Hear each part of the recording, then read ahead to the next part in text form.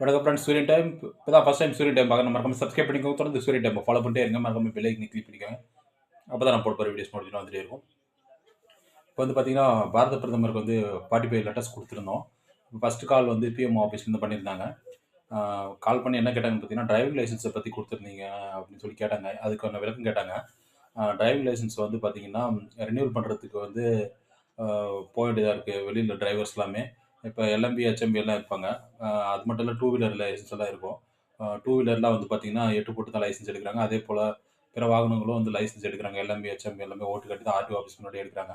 அதுக்கப்புறமும் வந்து அது ரினியூவல் பண்றதுக்காக அவங்க வேற ஸ்டேட்ல இருந்தாலோ, வெளியில இருந்தாலோ வந்து மறுபடியும் ரினியூவல் பண்ணணும். அது ஆன்லைன்லயே இருந்தா கூட, அது மறுபடியும் ரினியூவல் ஆப்ஷன எடுத்துட்டு, மறுபடியும் வந்துட்டு அ ரினியூவல் இல்லாமலே வந்து டிரைவிங் லைசென்ஸ் குடுக்கணும் அப்படின்னு சொல்லி கோரிக்கை வச்சிருந்தோம். அதுக்கு வந்து பிஎம்ஓ ஆஃபீஸ்லேருந்து கால் பண்ணி பேசுனாங்க. அவங்க சம்மந்தப்பட்ட கடிதத்த வந்து டிபார்ட்மெண்ட்டுக்கு ஃபார்வர்ட் பண்ணி உங்களுக்கு லெட்டர் குடுக்குறேன்னு சொல்லியிருக்காங்க. இது பிஎம்ஓ ஆஃபீஸ்லேருந்து first letter success story letter.